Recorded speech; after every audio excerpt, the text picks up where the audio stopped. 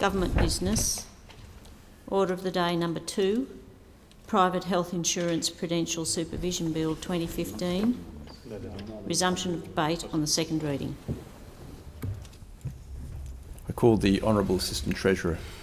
I would like to thank those members who have contributed to this debate. This package of bills will transfer the Private Health Insurance Administration Council's, known as the Council, Prudential Regulation functions to the Australian Prudential Regulation Authority, which I will refer from here on to as APRA, from 1 July 2015.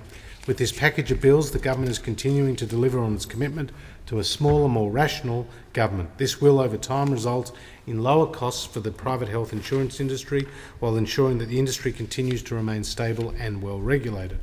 The consolidation of the Council's functions within APRA as the current financial services regulator will reduce duplication, improve coordination and increase government efficiency. This is consistent with the government's commitments to its deregulation agenda. The approach outlined in the legislation is intended to minimise the disruption to the private health insurance industry and ensures that the sound prudential supervision will be maintained from 1 July 2015. It will not fundamentally change the regulatory framework faced by the industry. The government has extensively consulted the private health insurance industry and the broader health community on the new bills. APRA will continue to provide the industry with the services that the Council previously provided, and there will be no substantive changes to the supervisory approach to private health insurers.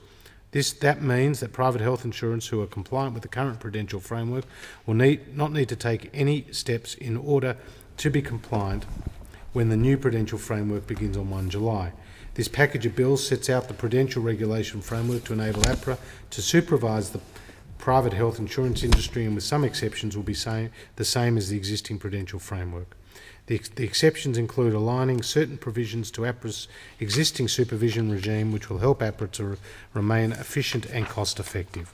APRA will remake the existing prudential standards and rules to ensure they align with the bill, but the substance of those rules and standards will not materially change. I also want to assure you that the valuable knowledge held by the Council on supervising the industry will not be lost. Around 80% of staff in the first instance will transfer to APRA. It is also important to note that the current collection of industry data and the production of reports will be maintained by APRA, ensuring continuity.